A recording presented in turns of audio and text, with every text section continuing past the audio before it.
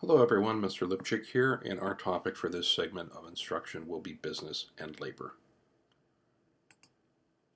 Business and labor policy. Business and labor policy is formed basically from the fact that the United States has a mixed economy. That is, government both supports and regulates private enterprise. Historically, the government has levied protective tariffs to shelter businesses from losses. In recent years, however, the movement has been towards free trade. With protective tariffs, the people it really hurts the most are working people because they are not able to get goods at a cheaper price, which they need to do as they don't make a great deal of money. The government provides federal subsidies to businesses in the form of tax incentives, low interest loans, free services, and cash payment for critical services. The U.S. Department of Commerce, established in 1913, was created to promote domestic and international trade, or commerce. And the Small Business Administration gives advice, support, and credit in order to encourage the development of small businesses and free enterprise. Regulation of big business. Until the late 1800s, business was largely unregulated in the United States.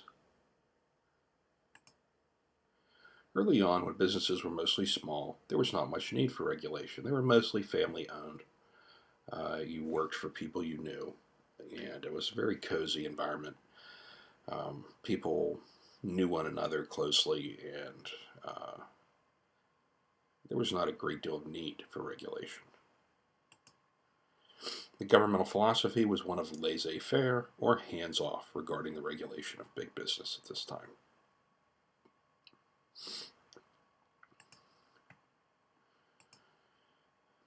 When businesses grew into large trusts and monopolies, however, the demand grew for reform. Small businesses were driven under by large corporations that dominated the market and society and gave very little back in terms of wages and benefits.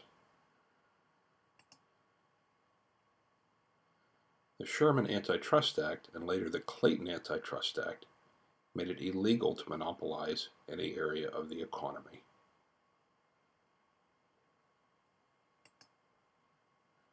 The Federal Trade Commission, or FTC, was established to enforce these acts. Despite these regulations, oligopolies, or industries dominated by a few large competitors, continue to exist. Consumer protection. Prior to 1906, there were few protections for consumers. People were poisoned by patent medicines and rotten food. In 1906, the Pure Food and Drug Act was passed, which made interstate sales of contaminated food or drugs illegal. And the Food and Drug Administration was created, which is responsible for enforcing this act and other federal regulations.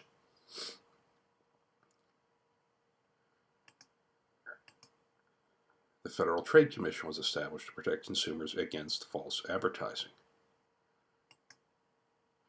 In 1972, the Consumer Product Safety Commission was established to protect consumers from injury by hazardous products.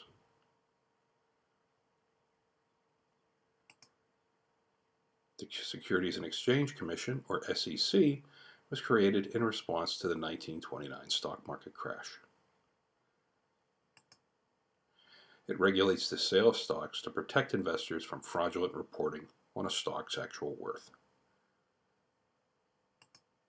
Government and labor. With the rise of industry in the late 1800s, labor unions began to form to resist low wages and dangerous working conditions. They engaged in collective bargaining, which is negotiating as a group for better wages and working conditions. The American Federation of Labor, or AFL, founded in 1880, was the first effective union for skilled craftsmen, and eventually they joined with the CIO to create the AFL-CIO, which is kind of the parent organization of many unions today. Until the early 1900s, the government was on the side of big business and suppressed the unions.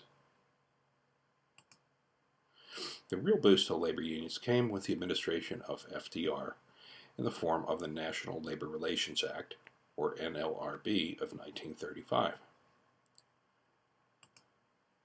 Unions were thereby legalized and their members protected by law.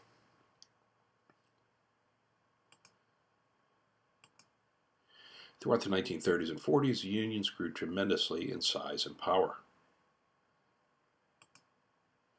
Unions such as the Teamsters, United Mine Workers, and United Steel Workers dramatically increased wages and moved blue-collar workers into the middle class. In 1947, the Republican Party took over Congress and passed the Taft-Hartley Act. This act outlawed the closed shop where workers were required to join the union. And it mandated a 60-day cooling-off period before workers went on strike.